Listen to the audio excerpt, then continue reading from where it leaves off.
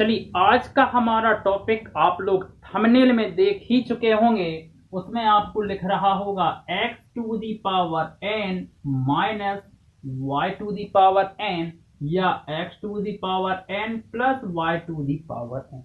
जब भी इस प्रकार का फॉर्मेट बनता है और पूछ ले कि यह किससे विभक्त होगा,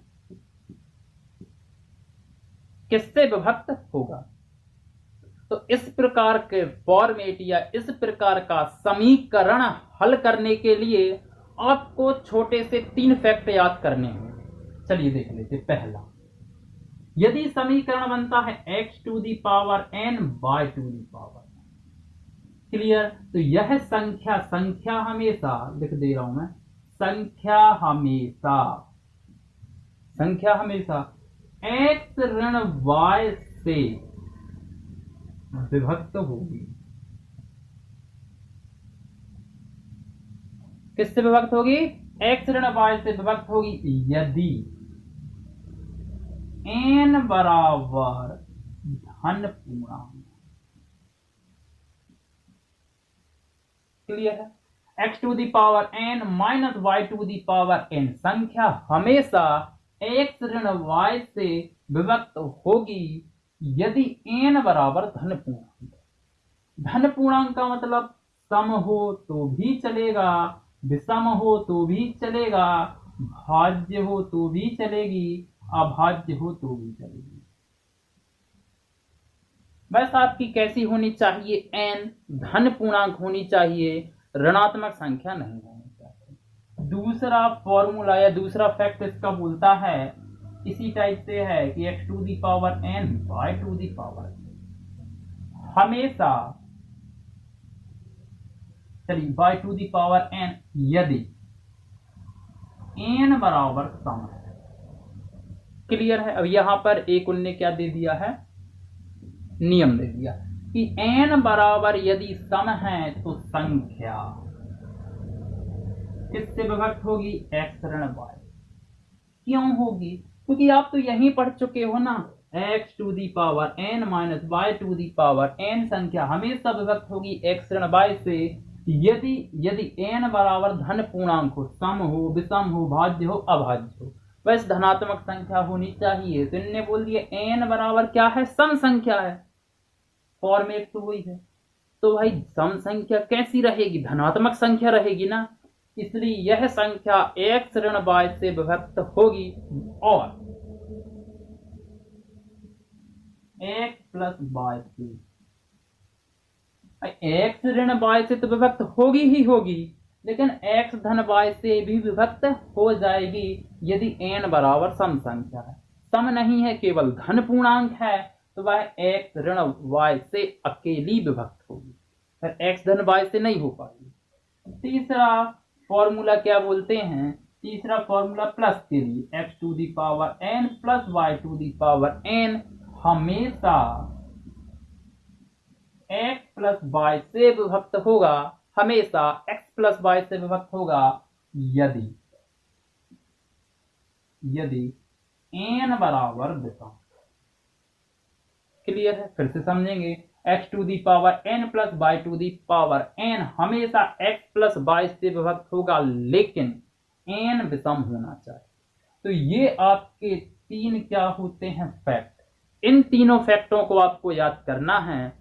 यदि कोई क्वेश्चन आता है तो 3 शर्त में से जो भी शर्त लग रही है उसको लगाइए और आंसर लेके आइए। चलिए सीधे क्वेश्चन की ओर चलते हैं। चलिए, यहां पर मैंने शर्त लिख दी तीनों, है ना, जिससे आप मैच करते जाएंगे और आंसर लेके आएंगे। क्वेश्चन पहला है, यदि n कोई धन पूर्णांक है तो यह समीकरण 3⁴n माइनस 4⁴3n सदैव किस संख्या से विभक्त होगी? यदि n कोई धन पूर्णांक है, तो धन पूर्णांक के लिए देख लेते हैं कौन सा, ये है, ये शर्त है। क्या बोलती है? x⁴n माइनस y⁴n, यहाँ n समान संख्या है तो x ऋण y से विभक्त हो जाएगा।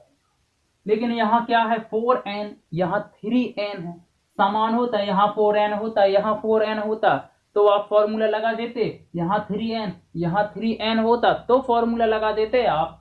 यदि यहाँ n और यहाँ n होता तो भी फॉर्मूला लग जाता। तो मैंने लिख दिया 3 to the power 4 to the power n, क्योंकि इन दोनों का क्या हो जाता है गुणा, तब भी तो सही है। Minus 4 to the power 3 to the power n, तो ये हो जाएगा आपका 3 की पावर 4, मतलब 9 नाम आपका 81 टू दी पावर आपका n, 4 चौका 16, 16 चौका 64, 64 टू दी पावर।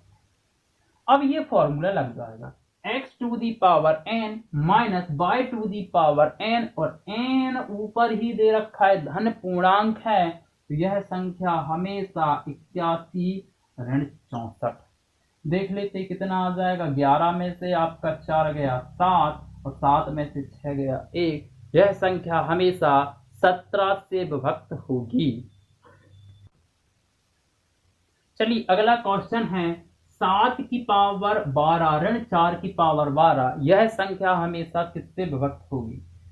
यह सीधा सीधा क्वेश्चन आता है कि निम्न में से किससे विभक्त होगी, किस में से, निम्न में से किससे विभक्त होगी। 4 ऑप्शन दिए हैं, 34, 33, 36, 37। सबसे पहले बात की जाए तो ये लिखा है इस फॉर्म में x to the power n minus y to the power n, यहाँ n यहाँ n यहाँ 12 यहाँ 12। देखिए n क्या है, n क्या है आपका सम है, क्लियर। लेकिन n सम के साथ साथ धन पूर्णांक भी तो है ना, धन पूर्णांक भी तो है ना, n कोई धन संख्या भी तो है ना। देखिए धनात्मक है, धनात्मक। यदि n धन पूर्णांक है तो यह संख्या हमेशा किससे विभक्त होगी, 7 ऋण 4, 7 में से 4 गया 3, बिल्कुल सही किया है आपने, 7 में से 4 गया 3, लेकिन 3 ऑप्शन में नहीं है। इसलिए अब यह फॉर्मूला ना करके कौन सा फॉर्मूला करोगे आप, यह। कई बार क्या होता है, यह ना करवा के यह करवाते, कई बार यह ना करवा के यह करवाते, क्लियर। क्योंकि जो संख्या सम रहेगी, जो संख्या सम रहेगी वह धन पूर्णांक भी तो रहेगी ना, लेकिन उन्होंने इसको छोड़कर आप कौन सा करवा दिया, ये n क्या है, सम है, और जब n यहाँ पर सम रहता है तो यह संख्या x ऋण y से तो विभक्त होगी, लेकिन इससे भी विभक्त हो जाएगी x धन y से। x क्या है, 7 है, y क्या है, 4 है, 7 4 आपका 11, भी आंसर नहीं, क्लियर ना, 11 भी ऑप्शन में नहीं है। अब क्या करेंगे आप, इसको तोड़ के लिखेंगे। कैसे तोड़ के, क्या मैं ऐसा नहीं कर सकता, 7 का स्क्वायर की पावर 6, 6 दूनी आपका 12, ऋण आपका 4 का स्क्वायर टू दी पावर 6, 6 दूनी 12, तो ये हो जाएगा 7 सतैया 49 की पावर 6 माइनस 4 चौका 16 की पावर 6। देखिए यह भी कैसी है, सम संख्या है, 6 बराबर सम संख्या, 6 बराबर जब सम संख्या होती है तो x ऋण y से भी विभक्त होगी, x धन y से भी विभक्त हो जाएगी। तो मैं देखिए पहले प्लस वाला करके देखता हूँ, 9 और 6 आपका 15 की 5 हाथ से 1, 4 5 और 1 6, 65 भी ऑप्शन में नहीं है। तो कौन सा फॉर्मूला करवाया है उनने, ये फॉर्मूला लगवाया है, लेकिन कैसे लगवाया है, पहले उनने डायरेक्ट नहीं लगवाया, पहले उनने क्या कर दिया है, इसको हल्का सा मॉडिफाई किया है। अब क्या होगा, x ऋण y से विभक्त होगी, मतलब 49 ऋण 16 से विभक्त, 9 में से 6 गया 3, 4 में से 1 गया 3, यह संख्या 33 से विभक्त होगी, यह संख्या 33 से विभक्त होगी। तो यदि आपके पास शर्त अकेली रहने से भी काम नहीं चलेगा, यदि क्वेश्चन को हल्का सा घुमा के पूछ लिया है तो उस क्वेश्चन को तोड़ना मरोड़ना आपको आना चाहिए। अब बढ़ते हैं अगले क्वेश्चन की ओर। चलिए अगला क्वेश्चन है 2 की पावर 16 ऋण 1 किससे विभक्त है दिए गए ऑप्शन से। तो आप ऐसा भी तो कर सकते हैं, 2 की पावर 16 ऋण 1 की पावर 16, 1 की पावर कितनी भी लगा दो आपका आंसर, सॉरी एक की पावर कितनी भी लगाओगे एक ही आएगा। यहाँ 16 समान अंक है, मतलब n है। x to the power n minus Y to the power n, n क्या है आपका सम है, तो वह संख्या x ऋण y और x धन y से विभक्त हो जाएगी। लेकिन दो में से एक गया आपका एक से भी विभक्त होगी, 2 धन 1 3 से भी विभक्त हो जाएगी। लेकिन जो क्वेश्चन अभी किया था फिर से उसी टाइप का क्वेश्चन आ गया, ना 1 है ऑप्शन में ना 3 है, तो इसको क्या करना पड़ेगा, तोड़ना पड़ेगा। देखिए 2 की पावर मैंने 4 कर दिया, यहाँ कर दिया 4, 4 चौका 16 हो जाएगा, 1 की पावर 4 की पावर 4। क्लियर है। अब यहाँ 4 है, यहाँ 4 है, यहाँ सम है, यहाँ सम है, तो यह संख्या 4 चौका 16 टू दी पावर 4 कर लो, 1 की पावर 4, तो यह संख्या 16 धन 1 से भी विभक्त होगी, यह संख्या 16 ऋण 1 से भी विभक्त होगी। किससे विभक्त करवाना चाह रहे हैं, देख लो, 16 और 1 17, 16 में से 1 गया 15, 15 ऑप्शन में नहीं है, 17 ऑप्शन में है, तो आंसर आएगा 17। तो ऑप्शन भी इसमें बहुत इंपॉर्टेंट है, सीधा आपको क्वेश्चन करने के साथ साथ ऑप्शन पर भी ध्यान देना होगा। चलिए बढ़ते हैं अगले क्वेश्चन की ओर। अगला क्वेश्चन बोल रहा है 683 की पावर 125 ऋण 598 की पावर 125 ऋण। अब यहां से कोष्टक दूसरा चालू, 647 की पावर 125 ऋण आपका 598 की पावर 125। यदि इस पूरी संख्या को 36 से भाग दे दिया जाए तो शेषफल क्या प्राप्त होगा। तो सबसे पहले इसको हम क्या करते हैं, कोष्टक सॉल्व कर लेते हैं। 683 की पावर 125, सॉरी,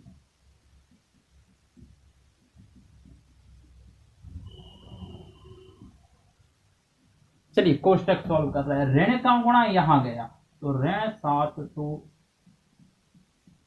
ऋण का हो जाएगा आपका प्लस 598 की पावर। देखिए ये ऋण है, ये प्लस है, ये तो पढ़ चुके, कैसा हो जाएगा, कैंसिल हो जाएगा। अब छोटा हो गया 683 की पावर 125 ऋण 647 की power 1।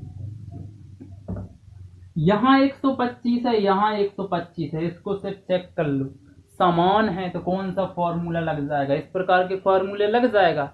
x to the power n minus Y to the power n minus Y to the power n हमेशा किससे विभक्त होगी, 125 है, सम संख्या तो नहीं है, इसलिए यह फॉर्मूला ना लग के कौन सा लगेगा, केवल यह है, क्योंकि धन पूर्णांक तो है। वह संख्या हमेशा किससे विभक्त होगी, 683 ऋण 683 ऋण 687, तो यहाँ आ गया 36। यह पूरी संख्या किससे विभक्त होगी, 36 से, तो यह पूरी संख्या किससे विभक्त होगी, 36 से। और यह बोल रहा है इसी संख्या को यदि 36 से विभक्त दे दिया जाए तो शेषफल क्या प्राप्त होगा, तो 36 से विभक्त करने पर शेषफल 0 प्राप्त होगा, क्योंकि यह संख्या पूरी 36 से तो विभक्त हो रही है। चलिए बढ़ते हैं अगले क्वेश्चन की ओर। चलिए अगला क्वेश्चन है आपका 527 की पावर 369 धन 373 की पावर 369 तथा 527 की पावर 166 ऋण 473 की पावर 166 का सार्वगुणनखंड क्या होगा। सार्वगुणनखंड का मतलब होता है केवल एक ही संख्या, जैसे मैं ले लूं 5, एक ही संख्या जो इसको और इसको दोनों को काटे। कई बार क्या होता है, यह 5 से भी कट रही, 7 से भी कट रही है, केवल 5 से कट रही, दोनों का सार्वगुणनखंड क्या लोगे, 5 लोगे। वह संख्या आपको बतानी है जो इसको भी काट दे, इसको भी काट दे, तो सीधा सीधा देखो x to the power n plus y to the power n, यहाँ और यहाँ समान अंक है, प्लस वाला एक ही है, यह संख्या हमेशा x प्लस y से विभक्त होगी यदि n बराबर विषम है। तो ऊपर की संख्या तो हमको मालूम है 527 धन 473 1000 से विभक्त हो जाएगी। ऊपर की संख्या किससे विभक्त हो जाएगी, 1000 से। नीचे की संख्या देखते हैं, x to the power n minus Y to the power n 166 कैसी है आपकी सम संख्या है, तो यह संख्या x ऋण y से भी विभक्त होगी, मतलब 527 ऋण 473 से भी विभक्त होगी और 527 धन 473 से भी विभक्त होगी। लेकिन वो पूछ रहे हैं सार्वगुणनखंड क्या होगा, यहां भी 1000 से विभक्त, यहां भी 1000 से विभक्त, तो इसको छोड़ दोगे, आंसर ले लोगे आप कितना 1000। चलिए इस टाइप के क्वेश्चन यहां पर समाप्त होते हैं।